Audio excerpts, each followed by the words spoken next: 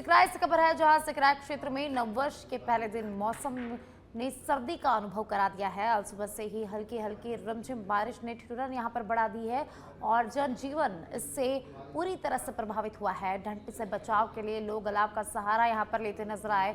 किसानों के लिए यह मावठ बेहद लाभदायक रही। गेहूं, सरसों और अन्य रबी फसलों को खेतों में पर्याप्त पानी नमी यहां पर मिली है, जिससे उनकी पैदावार में सुधार की उम्मीद की जा रही है। किसानों में खुशी का माहौल देखा गया है और नववर्ष पर यह बारिश उन्हें राहत देने वाली साबित हुई।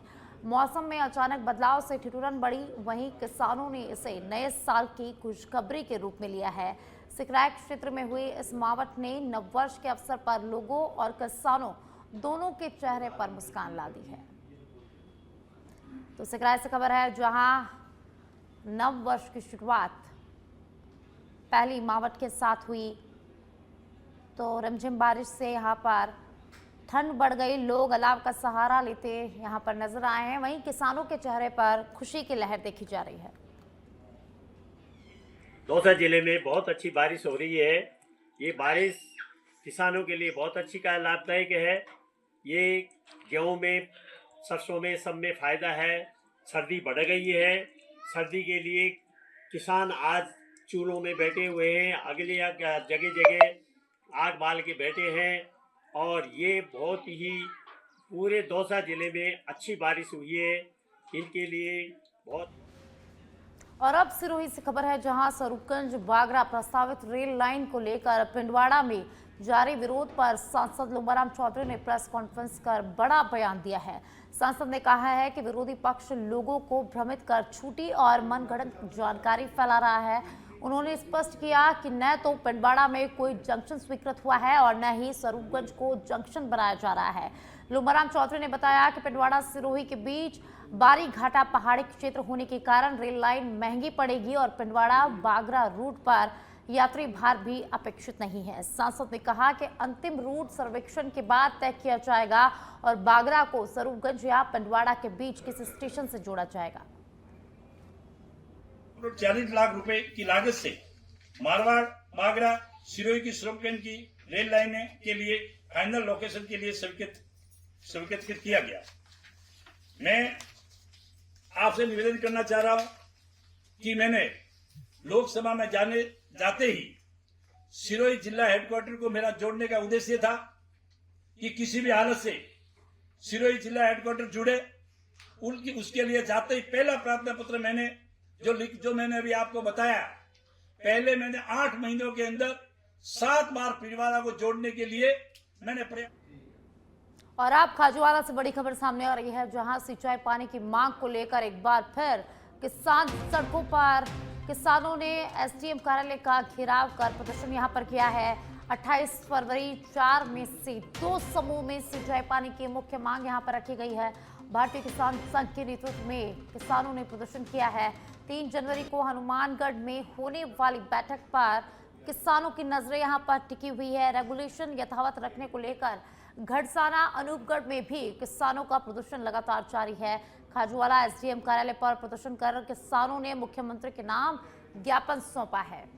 तो खाजुवाला से बड़ी खबर है, जहां हम जो रेगुलेशन है उसको यथावत रखने की हमारी मांग है। नहरी क्षेत्र में सरकार की मंशा है कि नहरी क्षेत्र में 3 में से 1 समूह में हम पानी देंगे। तो हमारा विरोध ये है कि जो रेगुलेशन पहले जिस रेगुलेशन के तहत आपने विजयी करवाई, वही रेगुलेशन यथावत रहना चाहिए। कम से कम हमें 5 बारी तो मिले ताकि हम जो अपनी फसल है वो पका सकें। अभी तक तो सरकार के रवैये से यही लग रहा है कि सरकार 3 में से 1 देगी। वो तो कह रहे हैं हमारे पास ढाई बारी का ही पानी है, 2.5 बारी है, वो भी आधी बारी हम मांग के लाएंगे पंजाब से। जब देन की स्थिति बहुत अच्छी है, इस स्थिति में हमारे को पानी नहीं मिलेगा तो मिलेगा कब? 4 में से 2 मिलेगा कब? हमारा तो ये कि सरकार से सवाल है कि 4 में से 2 हमें इस स्थिति में भी नहीं मिल रहा तो मिलेगा कब? और अब झुंझुनू से खबर है, जहां सड़क हादसों में लगातार हो रही जनहानि के बाद परिवहन विभाग अब पूरी तरह से हरकत में आ गया है। 31 दिसंबर की तय समय सीमा पूरी होने के बाद सरकारी और निजी बसों और कारों की छतों पर लगे लगेज कैरियर के खिलाफ कार्रवाई यहां पर शुरू कर दी गई है। परिवहन विभाग का कहना है कि अब समझाइश का दौर खत्म हो चुका है और नियमों की अनदेखी करने वालों पर सीधे चालान और अन्य वैधानिक कार्रवाई की जाएगी। दरअसल जयपुर के नजदीक हुए भीषण हादसे में बस की छत पर रखा सामान ढीले बिजली तारों की चपेट में आ गया था और इस घटना में पूरे परिवहन तंत्र की सुरक्षा व्यवस्था पर सवाल खड़े कर दिए थे। इसी के बाद परिवहन आयुक्त एवं रोडवेज एमडी पुरुषोत्तम शर्मा ने प्रदेश भर में सख्त निर्देश जारी करते हुए 31 दिसंबर तक सभी सरकारी और निजी बसों की छतों से लगेज कैरियर हटाने के आदेश दिए थे। देखो, अभी फिलहाल समझाइश चल रही थी ट्रांसपोर्टर से, बस ऑपरेटर से, और बस ऑपरेटरों ने इसमें बढ़ चढ़ के हिस्सा भी लिया है। रोडवेज के लगभग कैरियर हट चुके हैं और जो लंबे रूट की हैं, जयपुर जाने वाली बस है या कार्यालय के सामने से जो भी बस जा रही है, इन सब के लगभग कैरियर हट चुके हैं। फिर भी कुछ एक बसें जो बची हैं तो उनको भी कैरियर हटाने के लिए बोल दिया गया है, और जो नहीं तो फिर इनके परमिट कंडीशंस के वायलेशन के चालान होंगे। लाइट मोटर व्हीकल है तो 5,000 का, और हैवी मोटर व्हीकल है तो 10,000 का वायलेशन ऑफ परमिट कंडीशन के चालान होंगे और उतरवाए जाएंगे। AIS 052 नॉर्म्स के अकॉर्डिंग कहीं भी बस के ऊपर कैरियर यानी लगेज कैरियर रूफ के ऊपर, छत के ऊपर होना कहीं भी नहीं दे रखा है। और कोई भी बॉडी बिल्डर जो है अपने जिले में अब कैरियर नहीं लगा रहा किसी भी बस पे, और उतार के उनके आप देख क्या वो बाड़े भरे पड़े। और अब अलवर की खेड़ली से खबर है, जहां खेतों में पानी देने गया किसान खेत में मृत पाया गया। देवी धुलागढ़ थाना क्षेत्र के गांव साजनपाड़ा का ये पूरा मामला है। सुबह चाय देने पहुंचे परिजनों को खेत में किसान का शव पड़ा मिला। परिजन घर लाए, अलाव जलाकर सिकाई की कोशिश की। खेड़ली उपजिला अस्पताल ले जाने पर किसान को डॉक्टरों ने मृत घोषित कर दिया। शव खेड़ली उपजिला अस्पताल के मोर्चरी में रखवाया गया है। देवी धुलागढ़ थाना पुलिस को इसकी सूचना दे दी गई है। परिजनों ने अत्यधिक ठंड से मौत की आशंका यहां पर जताई है। तो अलवर की खेड़ली से खबर है, जहां एक किसान का शव खेत में पाया गया। आपको बता दें कि जो किसान था वो खेतों में पानी देने गया था और सुबह इसके परिजन चाय लेकर खेत में पहुंचे, जहां किसान का शव उनको मिला। परिजन शव लेकर घर पहुंचे, अलाव जलाकर सिकाई की कोशिश की। उसके बाद किसान को जिला अस्पताल ले जाया गया, जहां डॉक्टरों ने उसे मृत घोषित कर दिया। पुलिस को सूचना दे दी गई है। पुलिस पूरे मामले की जांच में जुट गई है। आपको बता दें कि परिजनों ने अत्यधिक ठंड से मौत की आशंका यहां पर जताई है। मोड़ने गया भाग ठंडा तक, और जो हमको उसमें चाय देने गया, जो वो मृत मिला। कहाँ पर मृत मिला था? जंगल में। जंगल में क्या करने गया था वो? पानी मोड़ने गया। पानी मोड़ने गया था। हाँ जी। उसके बाद क्या किया आपने? हम चाय देने गए, जब वो हमको मृत मिला, फिर उसको देसूरी के हरिओम सागर बांध क्षेत्र में एक करीब 8 फीट लंबा मगरमच्छ रियासी इलाके में घुस गया। यह मगरमच्छ बांध के समीप आबादी वाले क्षेत्र में देखा गया। सूचना मिलने पर वन विभाग की टीम मौके पर पहुंची और रेस्क्यू ऑपरेशन यहां पर शुरू किया गया। वन कर्मी रुगाराम, प्रहलाद सिंह, शुभम कुमार और पुष्पेंद्र कुमार के साथ समाजसेवी हीर सिंह राठौड़ भी इस प्रयास में जुटे हैं।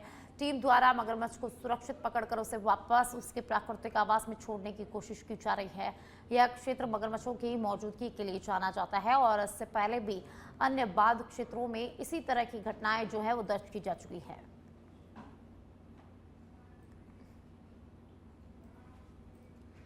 आबू रोड के निचलागढ़ के बोसा गांव में खेत में खड़ी किसान की गेहूं की फसल पर एक अज्ञात व्यक्ति ने जहरीली दवाई का छिड़काव कर फसल को नष्ट कर दिया है। इसके बाद किसान ने इस मामले को लेकर व्यक्ति को कहा तो अज्ञात व्यक्ति ने किसान पर पत्थरों से हमला कर दिया और साथ ही मारपीट कर गाली गलौज की और धमकियां भी उसको दी गई है। इसके बाद हमले में किसान सामीरा भील गंभीर रूप से घायल हो गया, जहां परिजनों ने गंभीर हालत में उसे आकरा भट्टा अस्पताल में भर्ती कराया, जहां चिकित्सकों की निगरानी में उसका इलाज जारी है। वहीं इस मामले को लेकर पीड़ित ने निचलागढ़ में आरोपी के विरुद्ध नामजद रिपोर्ट भी दर्ज करा दी है। तो आबू रोड के निचलागढ़ गांव का ये पूरा मामला है, ग्राम बोसा का पूरा मामला है, जहां एक अज्ञात व्यक्ति ने किसान के खेतों में जहरीली दवाई छिड़क दी, जिसके बाद किसान ने इसका विरोध किया। बातचीत कही तो अज्ञात व्यक्ति ने किसान के साथ गाली गलौज की, उसके साथ मारपीट की, जिसमें किसान गंभीर रूप से घायल हो गया। उसे उपजिला अस्पताल में भर्ती कराया गया है, जहां इलाज जारी है।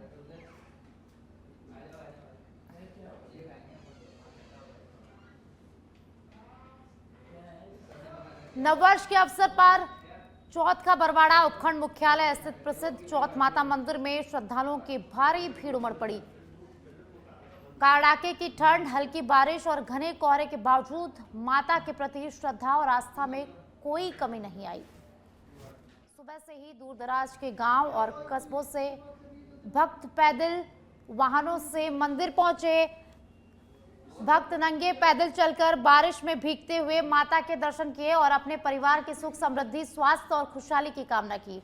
मंदिर परिसर और मार्ग जय चौथ माता के जयकारों से गूंज उठा। श्रद्धालुओं की सुविधा के लिए समाज सेवकों ने प्रसादी वितरित की और दर्शन व्यवस्था सुचारू रखी। बुजुर्गों और महिलाओं की सहायता से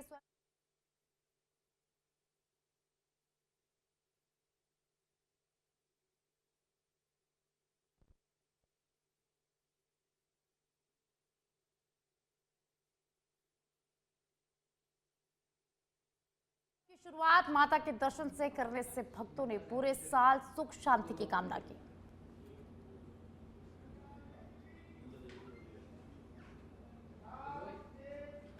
ध्वजारोहण पदयात्रा 2025 का शुभारंभ आचार्य महेंद्र पाराशर के सानिध्य में विधि विधान से किया गया।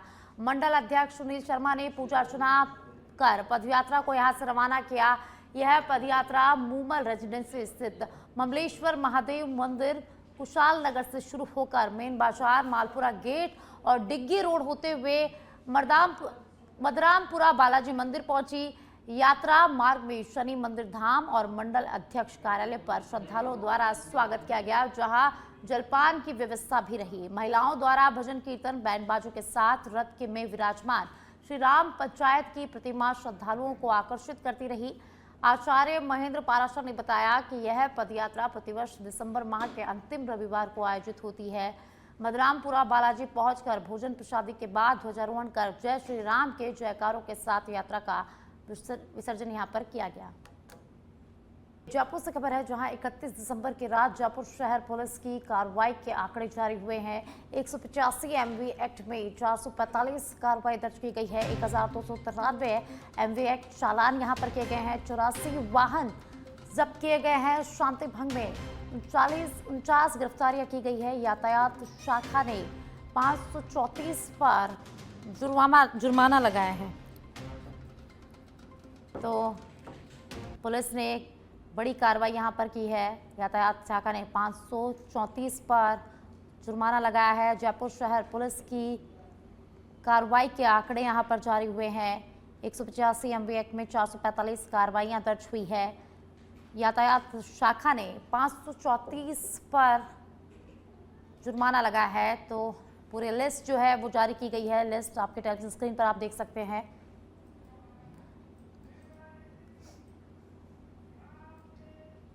झुंझुनू में सीकर रोड स्थित परिवहन कार्यालय परिसर में आज सड़क सुरक्षा माह का विधिवत शुभारंभ किया गया। कार्यक्रम के मुख्य अतिथि जिला कलेक्टर डॉक्टर अरुण गर्ग और विशिष्ट अतिथि पुलिस अधीक्षक ब्रजेश ज्योति उपाध्याय रहे। इस अवसर पर अधिकारियों, कर्मचारियों और आमजन को यातायात नियमों की पालना करने की शपथ यहां पर दिलाई गई। जिला कलेक्टर डॉक्टर अरुण गर्ग ने बताया कि सड़क सुरक्षा माह के दौरान जिले भर में 1 माह तक विभिन्न जागरूकता कार्यक्रम आयोजित किए जाएंगे, जिनका उद्देश्य सड़क दुर्घटनाओं में कमी लाना और लोगों को यातायात नियमों के प्रति जागरूक करना है। उन्होंने कहा कि सड़क सुरक्षा एक सामूहिक जिम्मेदारी है, जिसमें आमजन की सहभागिता जरूरी है। पुलिस अधीक्षक ब्रजेश ज्योति उपाध्याय ने कहा कि अधिकतर सड़क हादसे नियमों की अनदेखी से होते हैं। उन्होंने वाहन चालकों से हेलमेट, सीट बेल्ट के उपयोग, ओवर स्पीड से बचने और नशे में वाहन नहीं चलाने की अपील की है।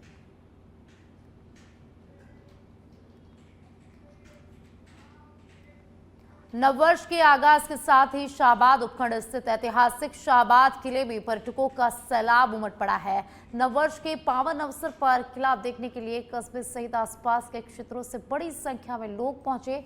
वहीं राजस्थान और मध्य प्रदेश से भी पर्यटक यहां पहुंचे हैं। किले परिसर में विभिन्न प्रकार की दुकानें सजी रही और लोगों ने उत्साह के साथ नववर्ष का यहां पर स्वागत किया है। हालांकि भारी भीड़ के चलते पर्यटकों को कई परेशानियों का सामना यहां पर करना पड़ा है। खासकर किले तक आने जाने के लिए सुगम मार्ग की कमी से दिक्कतें यहां पर पर्यटकों की हुई है। साथ ही बताया गया है कि गहलोत सरकार के कार्यकाल में किले के विकास के लिए 5 करोड़ रुपए स्वीकृत किए गए थे, जिनसे निर्माण कार्य जारी है। पर्यटकों का कहना है कि यदि यहाँ बुनियादी सुविधाएं और बेहतर हो तो मार्ग उपलब्ध हो तो ज़्यादा अच्छा होगा। शाहबाद किला एक नया प्रमुख पर्यटन स्थल यहाँ पर बन सकता है। हो चुका है। ऐसे में शाहबाद की ऐतिहासिक नगरी के शाहबाद किले में आज काफी संख्या में पर्यटकों की भीड़ देखने को मिली है और दूर दराज से यहाँ पर पर्यटक घूमने के लिए आए हैं और यहाँ पर कस्बे सहित आसपास के लोगों ने दुकान भी लगाई है, जिससे इनका रोजगार एक दिन तो अच्छा चलता ही है। सरकार को इस किले के ऊपर ध्यान देना चाहिए और पर्यटन को लेकर शाहबाद में अपार संभावना है। ऐसे में हम हमारे साथ कुछ साथियों से पूछना चाहेंगे कि यहाँ पर किस प्रकार की व्यवस्था होनी चाहिए और आप कहाँ से आए हो।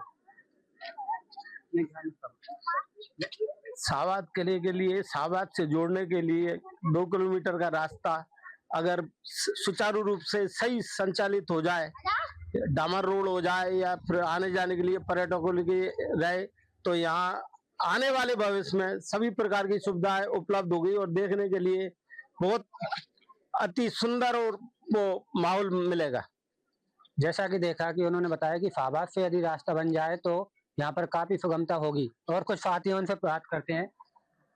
हाँ जी सर, जैसे कि हम चाहते हैं कि अगर ये किला अगर बहुत अच्छा बनेगा तो पब्लिक भी अच्छे से आएगी और बट अभी तो ये है कि आपकी ठंड बहुत कम है तो थोड़ा भीड़ भाड़ कम होगा, इसलिए रोजगार थोड़ा सा स्लो चलेगा गरीबों का। धन्यवाद। देखते हैं मौसम को देखते हुए यहाँ पब्लिक तो काफी आ रही है, लेकिन फिर भी मौसम ठीक ठाक है, लेकिन पब्लिक आ रही है। यहाँ पे कई दुकानें भी लगाई गई हैं यहाँ पे रोजगार के लिए। बहुत सारी पब्लिक आती है। पिछले साल यहाँ पे 10,000 से ज्यादा पब्लिक आई थी। इस बार हम आशा करते हैं कि यहाँ पे पब्लिक ज्यादा से ज्यादा है और दुकानदारों को रोजगार मिले। यहाँ पे यही कहना चाहूंगा। धन्यवाद। जैसा कि देखा कि मैं कैमरामैन से बताना चाहूंगा कि ये दुकानें दिखाए किस प्रकार से दुकानें लगी हुई हैं और किस प्रकार से पर्यटकों की आवाजाही यहाँ पर बनी हुई है, क्योंकि शाहबाद किला एक ऐतिहासिक किला है और इसको ब्राह्मणों का किला भी कहा जाता है। ये मुकुटमणि देव द्वारा इसको बसाया गया था, जिसके बाद यहाँ पर गहलोत सरकार द्वारा इसका जीर्णोद्धार करवाया जा रहा है और ऐसे में लोगों की आवाजाही भी काफी देखने को मिली है। वहीं आपको बता दें कि शाहबाद एक पर्यटन के हिसाब से काफी अच्छा सुंदर ये कस्बा है और इसको पहाड़ी की ओर चारों तरफ से घिरा हुआ है, तो ऐसे में इसकी देखरेख जरूरी है। लेखराज शर्मा, सच बेधड़क। और अब जयपुर के चाकसू से खबर है, जहां सिक्किम के राज्यपाल ओम प्रकाश माथुर का चाकसू में जोरदार स्वागत किया गया। जयपुर से गंगापुरा जाते समय NH-52 बाईपास पर उनका जोरदार स्वागत हुआ। विधायक रामोतार बैरवा के नेतृत्व में 101 किलो फूलों की माला उनको पहनाई गई। भाजपा के सैकड़ों कार्यकर्ता और पदाधिकारी भी इस दौरान मौजूद रहे। तो जयपुर के चाकसू से खबर है, जहां सिक्किम के राज्यपाल ओम माथुर का जोरदार स्वागत यहां पर किया गया। गंगापुरा जाते समय NH-52 बाईपास पर उनका स्वागत किया गया। 101 किलो फूलों की माला पहनाकर राज्यपाल का जोरदार भव्य स्वागत यहां पर हुआ है।